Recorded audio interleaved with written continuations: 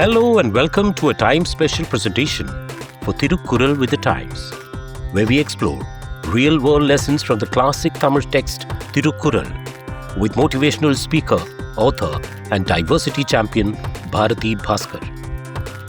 Conmen have always fascinated the public, from Morris Samuel, who built an entire fake court, to the latest, Soham Parekh, who pulled off a con that left the tech world blinking in disbelief. When mischief is dressed in confidence, fan clubs are born through whispers. One almost applauds before outrage kicks in. Did conmen too find a place in the Thirukkural? Soham Parekh has taken Silicon Valley by surprise when he was caught working for multiple startups all at the same time. He elevated moonlighting to an art form.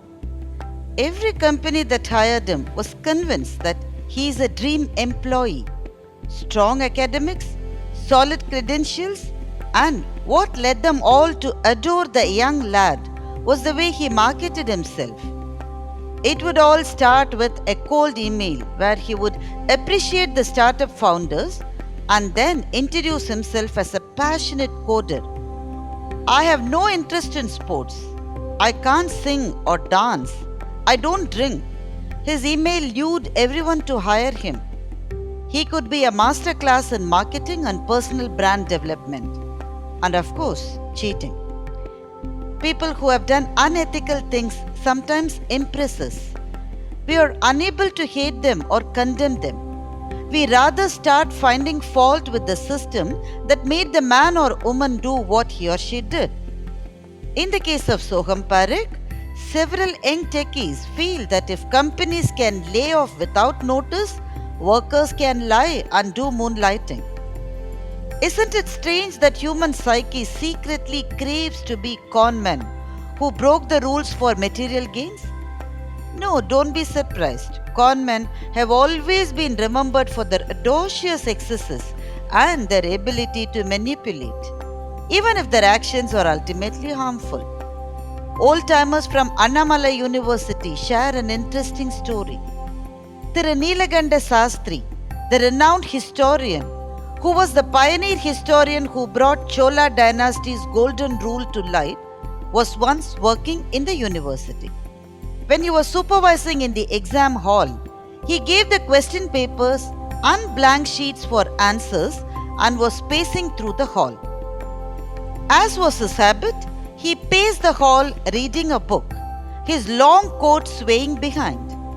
After the exam, something curious happened.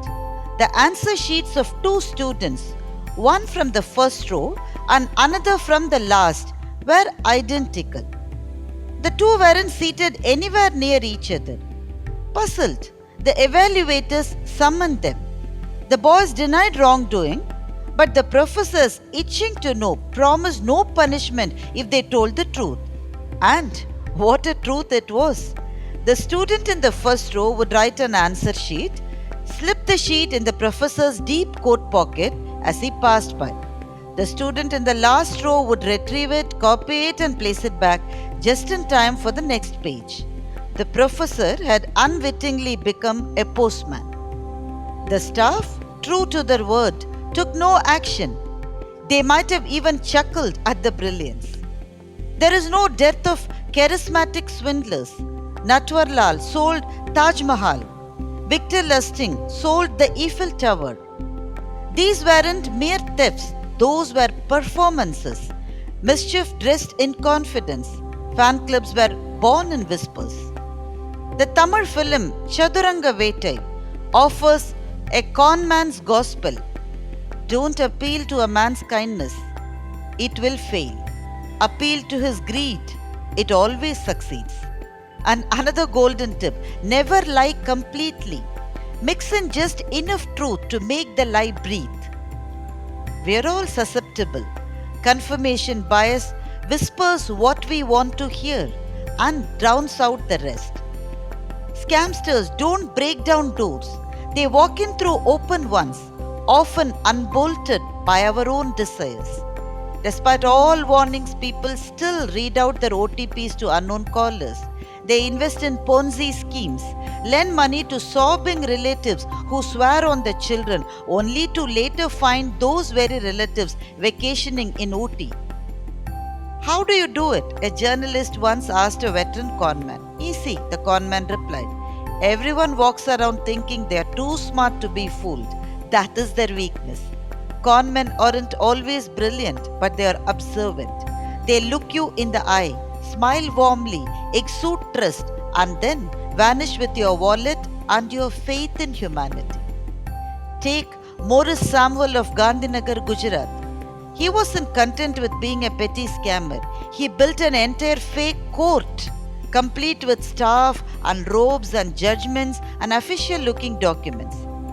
Since 2019, he issued verdicts, collected court fees, and settled disputes with stunning believability. He was caught only very recently. One almost applauds before the outrage kicks in. And even Thiruvalluvar couldn't resist a wry smile at this timeless phenomenon. Thevar Anayar Kayavar, Avarundham, Mevana, Seydhozhuka, Laan. Gods and conmen form a class in achieving successfully whatever they desire, with none to question them. Valluvar must have written this couplet with a smile and a firm tongue in the cheek. No, he doesn't appreciate those who cheat the vulnerable.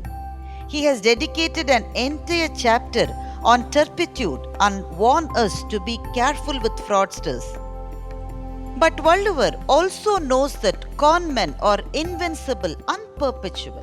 They always existed and they will always exist.